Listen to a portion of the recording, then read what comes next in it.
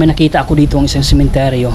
Tara tingnan natin kung meron ba tayong makikita dito ng mga kababalagan. Maliit lang ang sementeryo na to, pero hindi natin alam baka dito sa maliit na sementeryo ay dito natin makikita yung mga kakaiba. So malapit lang to sa may kalsada. So nadaanan ko lang to, no. Hindi ko nga alam na may sementeryo pala dito. Grabe dito. Napaka creepy para dito. So mayroon din ditong mga matagal na inilibing, oh, tulad niyan. So medyo matagal-tagal na pala itong sementeryo na to. So mayroon ditong parang bahay na, ito, 2000 pa sila dito. So nasa 25 years na yung ibang punto dito. Grabe dito, parang bahay na, oh. Yan, oh.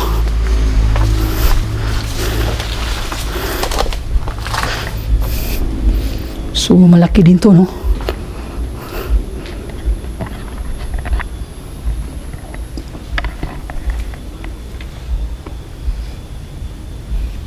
Ang gara ng libingan. So pasok tayo dun.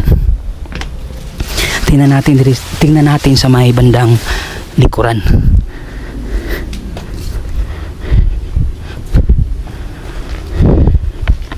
So malaki din to, no. Kakaiba din yung ano niya, oh. Puntod. Nasa itaas yung puntod niya. So dito mayroong mga bagong inilibing dito. April lang dito inilibing. So dito may mga 2,000. So tara ikutin natin tong buong sementeryo.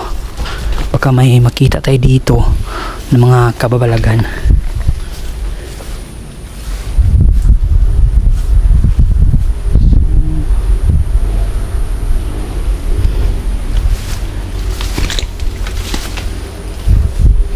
Ito may inihanda na.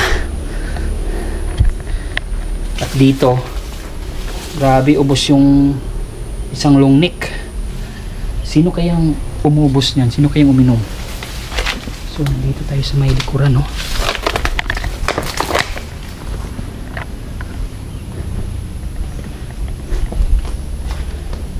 So medyo malaki din pala tong sementeryo na to. Kung makikita nyo,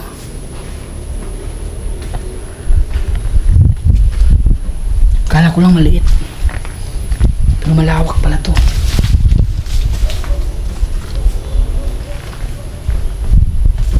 So tingnan natin kung may mga kabahayan ba dito sa may likuran.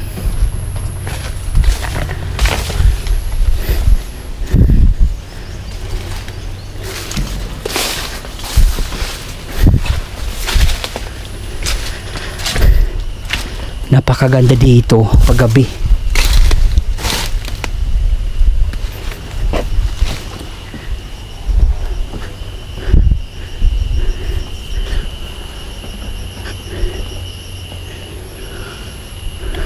So ito na siguro yung likuran.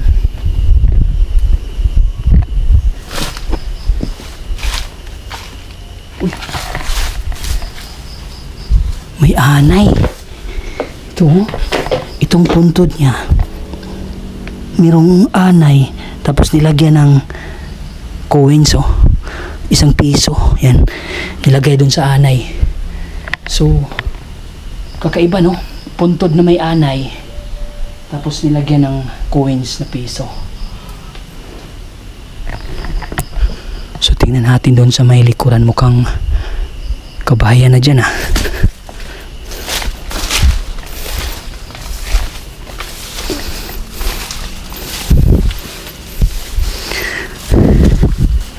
Sana walang cobra dito.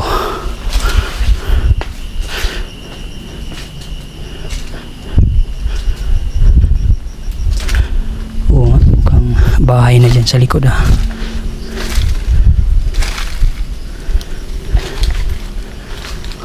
Ano yan?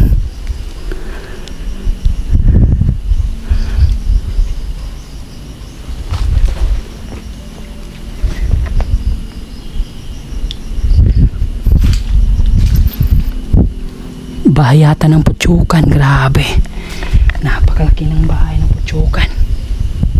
Paano na lang pag bumibisita yung mga kamag-anak, mayroong Putsukan sa itaas, napakadelikado.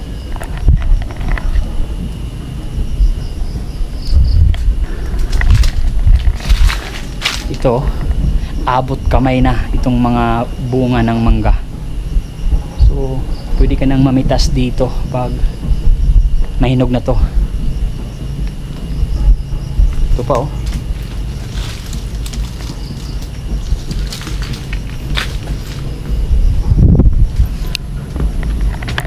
So akala ko bahay dyan sa may likod, hindi pala. Akala ko bahay. Sementeryo pa din.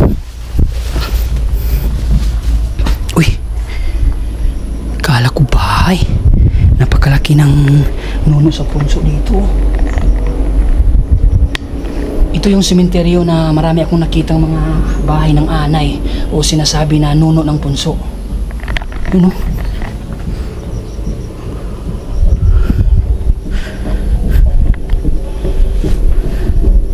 Grabe, mga bata pa sila ditong inilibing oh.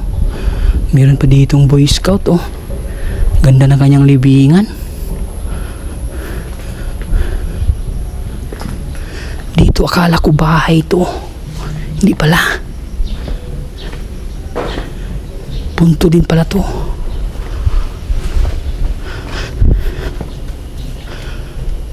Oh my God, ang creepy dito.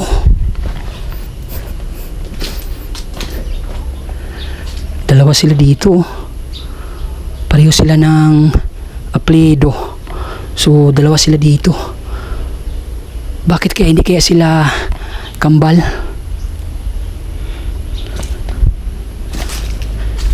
Kala ko bahay to dito eh.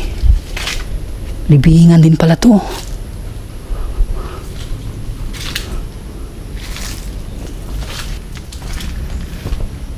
Medyo malaki-laki pala tong sementeryo na to.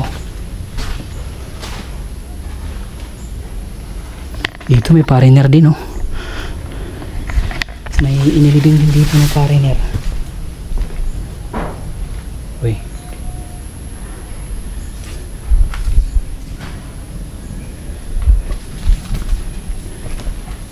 So yung likuran dito, kamanggahan. So ito na yung pinakadulo ng sementeryo. So punta natin doon sa kabila. Ito bagong libing din oh. Sobrang bata ni sir. Bagong libing lang to oh. June 14 lang siya. Yung mga oh.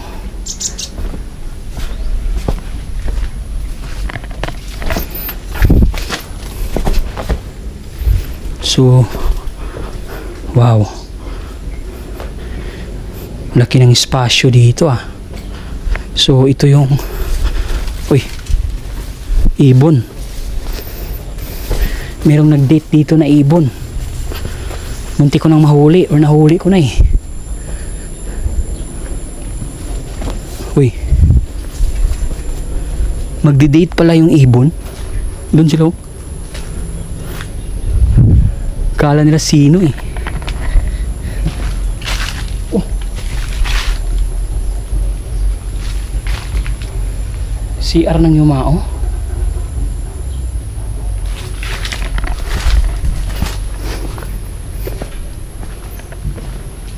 So dito, tingnan natin dito.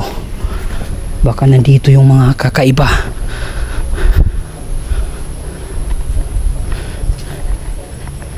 Ganda dito.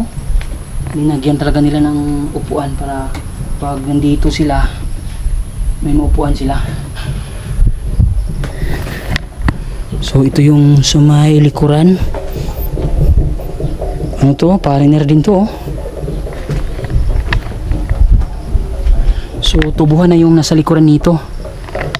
Tapos dito may mga libing dito na mga, siguro ito yung mga sinangunang libing na nandito sa may bandang likuran. Grabe, tingnan natin kung anong pizza. May mga foreigner na inilibing dito. So tingnan natin kung anong pizza to. Mukhang napag-iwanan na to ng panahon ha. Uy.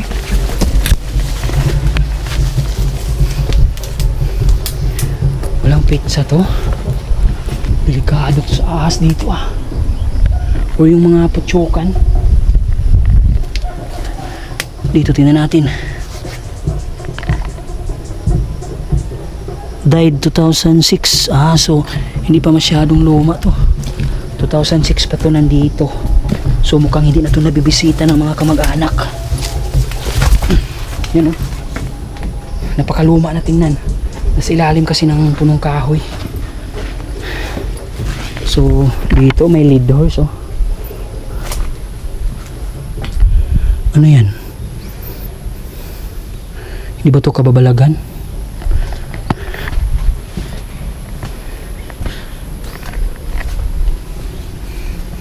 Tama na yan. So tingnan natin dito yung malaking cross nila. O dito pariner din mag-asawang pariner nandito. Yan daming pariner na inilibing dito. So ito mga libingan din to. Wasak na So ito yung malaking cross nila. Gawa sa bakal. Ito Yan. Tingnan natin dito kung may mga inilagay ba dito ng mga kababalagan. So wala. So kakaiba din yung malaking cross nila kasi gawa talaga sa bakal, hindi sa simento. So tingnan natin dito banda. So napakalawak ng sementeryo. So ibig sabihin noong unang panahon na wala pang masyadong nakalibing rito ay ito yung mga puntod nila nasa lupa lang lahat Yan. Nasa lupa yung mga unang inilibing dito, bago na lang yung iba dyan na naka musilyo na. Ito yung mga sinanguna 2000. Ganito yung mga libing. So dito tingnan natin dito. Dito pariner din yung flag So hindi na siya dinala sa kanilang bansa dito na lang sa ating bansa inilibing itong flag na to. So dito tingnan natin dito. Napakaganda din dito. Year 2000 din dito inilibing. Ganda ni ma'am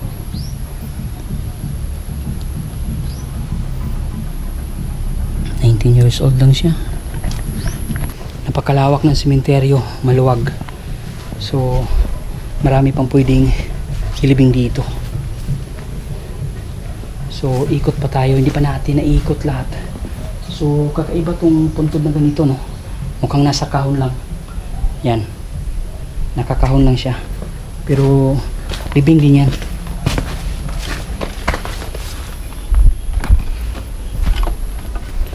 So mukhang dinaanan ko na to kanina.